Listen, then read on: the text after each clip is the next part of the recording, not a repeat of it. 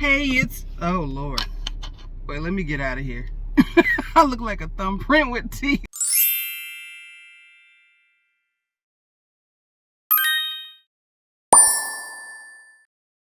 Okay, much better. It's me, the N to the J to the B. I was in my parking garage. Today, the B stands for, boy, am I glad to be back in my own bed. I had a great visit with my family in Chicago. For the first portion, I stayed with my sister Amber. And then I went and stayed with my parents, my mom and stepdad. And I enjoyed everybody. I'm trying to think if there's anybody I didn't enjoy. Nope. Unfortunately, there were 3 family members that I did not get to see on this visit. And well, there was another one too, but I'm okay with not getting to see this individual. Anyway, I'm back in LA and I got back in my own bed and I slept and I slept and I slept. And then I got up and did a little bit of stuff that I had to do, and then I slept some more. Now I'm feeling like, okay, I'm back to myself now. And I just have to get done the things that need to get done here before I leave again. And this time for a whole month. I'm going to Playa del Carmen. My aunt and my mom are both coming also. I've been once to Playa del Carmen, which is 45 minutes south of Cancun. And I've been to Cancun once also. It was last year. We're gonna have a good time. It's my mother's first time out of the country. It's my aunt's first time in Mexico, and I've started a group chat called Hot Auntie Summer. I'm like, we're not all mothers, but we're all aunties. So Hot Auntie Summer it is. I don't know about Hot Girl Summer. That seemed a little, you know, a little too juvenile for us seasoned women, but Hot Auntie Summer it is. So it's gonna be on. And we're already planning things that we can film, like activities that'll be fun for us, and we can film them. I am headed to, here, hold on. I look, oh, what did I do? What did I, okay, whatever. I look kind of sleepy to myself. Do I look sleepy to you? I look kind of sleepy. I don't know, maybe I am. I don't know. Anyway, I'm going to Starbucks. And then I'm going, ow, the back of my leg hurts and I'm trying to figure out what's going on. But then I'm going to the post office. Listen, I gotta tell y'all, the reason why I go to the post office so often is not because I have a beau at the post office, as some people have suggested. I go because I don't get mail at home, at my apartment. I don't get my mail there. I get all of my mail at the post office. So like, you know how you check your mailbox on a daily basis? I don't, because my mail doesn't come to my house. So a couple times a week, I try to make it to the post office. And a lot of times, that's the only place I go. So, oh, I thought that was my friend. That's the only place I go. So then I film in my car. So that's why it seems like I'm always at the post office. I promise you I'm not. And I'm actually starting to use this service. I used it back in 2021 when I was in Acapulco for a month. And it's called Traveling Mailbox. I need to see if they have an affiliate link. But they were awesome. My mail gets forwarded from my P.O. box to them, and they scan it and email it to me, and I'll tell them, like, they scan the outside of the envelopes and email the information to me, and I tell them what I want them to open and scan, and they do that. I tell them what to throw away, and I tell them what I want them to mail to me and where to send it to me. So I think I may just keep this service since I travel a lot and I'm actually looking to do even more traveling. I have a year. I can forward my mail temporarily through the U.S. Postal Service for up to 6 months the first time, and then I can renew for 6 months, and then I got to figure out, okay, is this a permanent address change or what? Then I won't be going to the post office at all, because all my mail will be getting forwarded there, and I'll be able to see it in my email. If I find an affiliate link, I will post it in the information box under this video on YouTube. Okay? Okay. Let me go and get my drink. Y'all know that saying, you can never go home again? Have you heard that before? Or You can't step in the same river twice. If you know what that means, leave it in the comments. What it means is you can't go home again, because the home that you had in your mind, the way things were when you left, are never going to be the same again, because people change, situations change. Everybody hopefully is growing. Actually, you know, everybody's, I don't know if everybody's growing, but everybody's moving, and you're either going forward or you're going backwards in your own life. And they say you can't step in the same river twice, because it's not the same river. It's changed. Organisms have grown. Organisms have died. The water is different, because water doesn't stand still. You know, some of it's moved on down the stream, so it's not the same river. So that's basically what it is. And iced latte. I'm reminded of that every time I go home, you know, because it's like the people I'm in here eating. The people,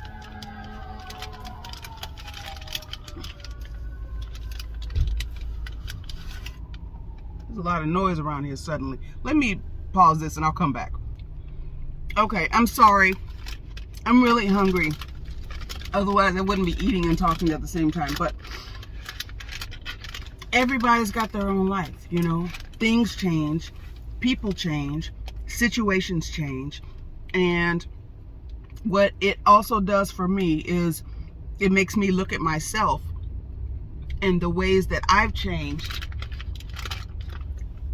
I gotta make sure my door is unlocked. It's a sketchy looking dude wandering around over here. The ways that I have changed in relation to all of them, because we all have relationships to one another. It just always makes me think when I get back home. All right, I have finished my blueberry muffin. Starbucks knows how to make a blueberry muffin, y'all. It's good. Unfortunately, I got a little piece of blueberry stuck under one of these fake nails that I never have ever done before. I had powder, you know, the dip powder. I had those kind of nails put on, so my nails are longer than they normally are. My hands are ashy, ignore that part. But now I have a little piece of blueberry that I can't get out. I used my little fingernail file that I keep in my car. I can't live like this. Come on, lady.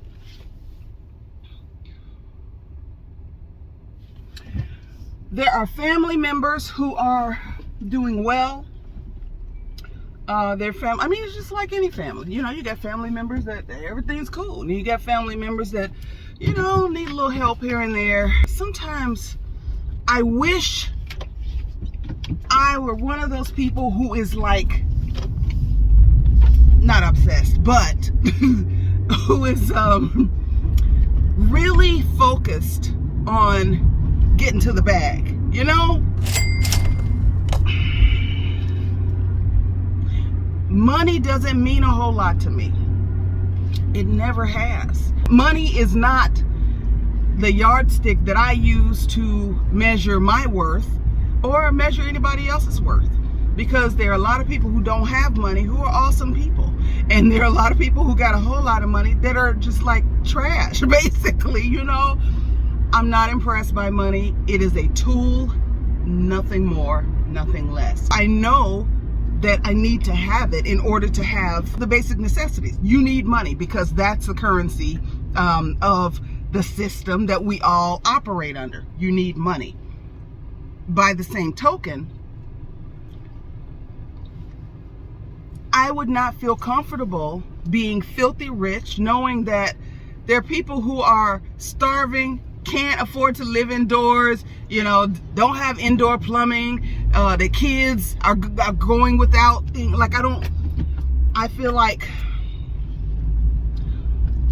millionaires, and especially billionaires, in a society where so many people need so many basic necessities, is a failure of that society. Like, I think it's a failure. A lot of people see it as, oh my goodness, it's a success. $1 billion. $1 billion in your bank account? Really? Just sitting in your bank account. Wow. you know, while your cousin, you know, and her 3 kids, yes, she might have made some questionable choices, but your cousin can't eat, you know, that kind of thing. I can't. So, you know, I go home. Some people are doing well. Some people just, you know, struggling a little bit, which I understand, because there have been times in my life when, and I just told one of my sisters this yesterday, when I'm like, okay, so-and-so paid me back the $10 they owed me, so now let me run to the bank, not walk. Let me drive like a bat out of hell to the bank, deposit this $10, and then maybe that $15 check or charge or whatever it was that I floated yesterday won't bounce. Like I remember living like that. Thank God that is not my situation today. Will it be my situation tomorrow? I hope not. I'm trying to not have it be that way, but who knows? Who knows? Nobody wants to be in that situation. You just find yourself there. And sometimes it's poor planning. Sometimes things just happen to you. You know, tragedies do happen. I found myself broke as a joke in 2010. I was living in an apartment that I loved. Like, I love that apartment. Even to this day, I'm still salty that I had to leave it. But the rent on the apartment kept going up. And although I had worked a lot, like if you shoot a commercial, and I want to say, I think I had 5 commercials that year. It's been a while, so I don't remember exactly. I had 5 of something. It was either commercials or maybe it was a mix of commercials and TV shows. But I shouldn't have been broke by my estimation. But here's what happens. If you shoot a commercial, you get paid for the shoot. If that commercial doesn't air, you don't get no more money. you don't get another dime. I'm talking about union commercials, okay? When it starts to air, then every 13 weeks, they owe you money. Like if they plan to run it for 13 weeks, okay, you get paid. And then if they're running it some more, you get paid again. And you also get paid for each time it's on network or cable TV.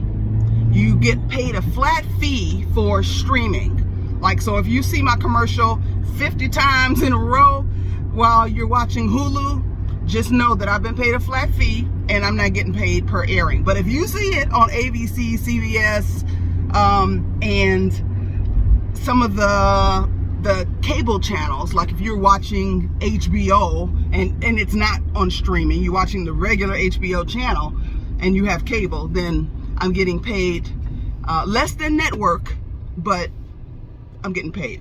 So I had shot all this stuff in the end of 2009 and beginning of 2010, and nothing was airing. Nothing.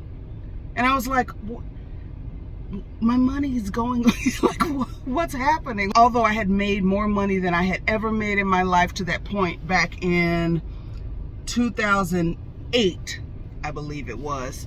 I didn't do so well in 2009, so I had to, you know, use some of my savings to supplement my life. And I don't do anything elaborate. My apartment was not elaborate. Like I've always driven an old car. You know, I've never bought a new car. I never intend to. Just, I don't care that much. So I'm broke in 2010 and I'm salty about it. I'm driving Lyft and Uber, and I don't like people that much. Like in my personal space,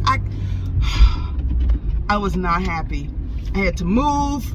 I had to borrow $10,000, a total of $10,000 from different family and friends, and thankfully they knew I was good for it and that I would pay them back, and I did. But I had to borrow that money just to move and get into a new place and get myself, you know, hold myself over until I could build up my bank accounts again. Like my savings was wiped out. I was just broke. So I get it. And that wasn't the first time in my life I was broke. I mean, I've been broke most of my life. Right now I'm flush, but I'm not like living the baller lifestyle or nothing like that, you know. So, girl, get in the car. People, I can't. I like to have enough, as do most of us, and I like to have a little extra, because the sister got to get on the airplane. You know what I'm saying? But I really would like to hit I would like to come up on a bag, a huge bag, just so I can help some family members and some friends do some things that they want to do, you know, some things that would be beneficial to them as individuals, some things that would be beneficial to their children, some things that will be beneficial to society as a whole. Like some people have different projects that I would like to invest in, special needs children that in my family that need things, that need help, that need specialized training, and it's hard to get if you can't afford it. You know, you get whatever the state offers you, which, you know, they don't care about your little black you know, autistic child or whatever it is, you know. So I don't know. Yeah, it's good to go home and see everybody, but it also, I don't have any kids. We've talked about this on purpose. I don't have a husband, again, on purpose. So it would seem that I have no real obligations, but I'm not wired that way to be like, well, you know, I mean, maybe you shouldn't have done X, Y, Z. How you gonna say that to somebody with a special needs child, you know?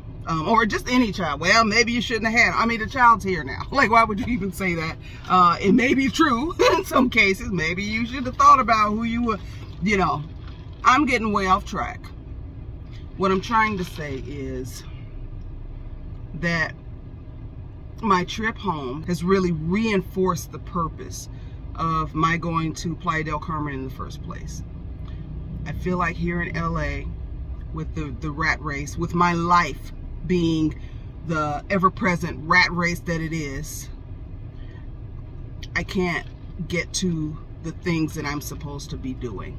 You know, like I have some creative works that I'm supposed to be doing, but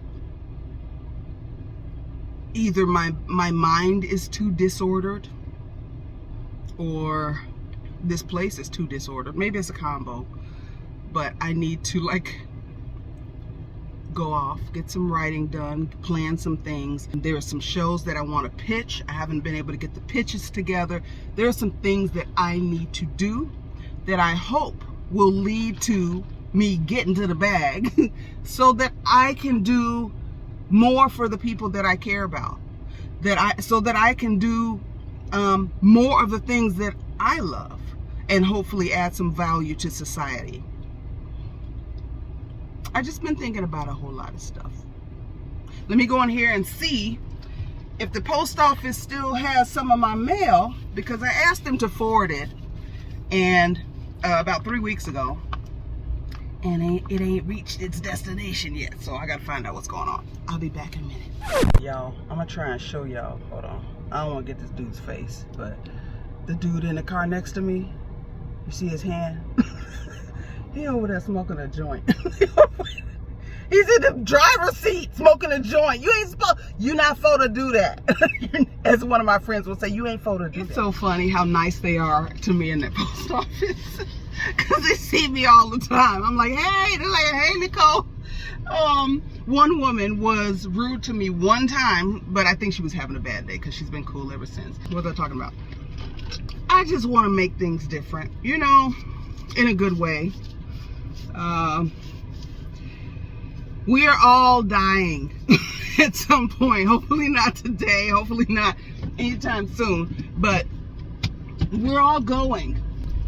The only thing that people will have to remember us by is how we made them feel, you know? Did we make their lives better? Did we make their lives worse? Were we kind? Were we jerks? Most people are a mix of all of those. I'm sure there are some people who will be like, oh my goodness, Nicole J. Butler, oh my goodness, she's horrible. I'm sure there are some people who would say that, depending on, you know, their perspective, when they met me, how they treated me when they met me, because you know, don't start none, won't be none. But as I get older, I am less willing to expend what I know is limited time and energy in acting ugly. You're like, even when other people do. That's how you want to act? Okay. Get away from me. Get away. What? I just got a weird text that I have to respond to. Hang on. All right, I pulled over to read it, but it turned out to not be anything important. It sounded like it was something that might be an emergency or a bad situation, but it wasn't anything. I pulled over, and then I did this. I rubbed my contact lens right out of my eye. So now I got to drive the rest of the way home with one contact in.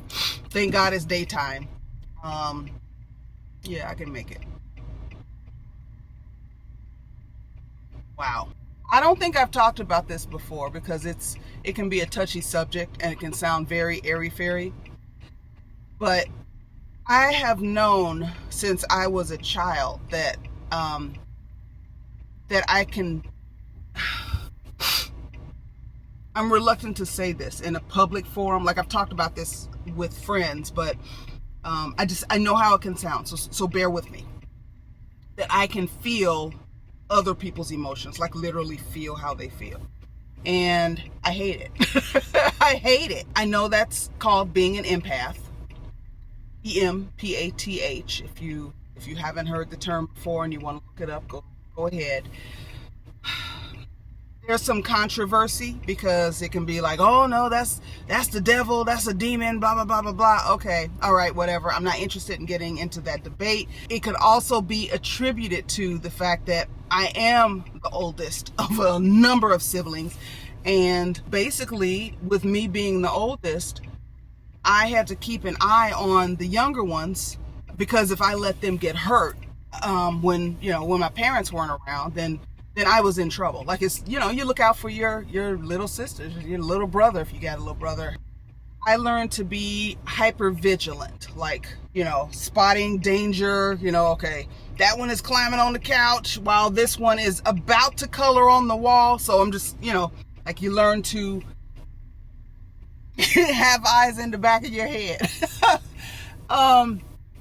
And when they're upset, when they're hurt, when they're crying, like you have to gauge, all right, is that a real hurt? Is that a real cry? Is that I need some attention? Is that I need a hug? Is that, oh my God, my head is busted open and I need to, you need to call 911. What is that? So there could be an element of that also, but wherever it came from, I'm actually able to feel what other people feel.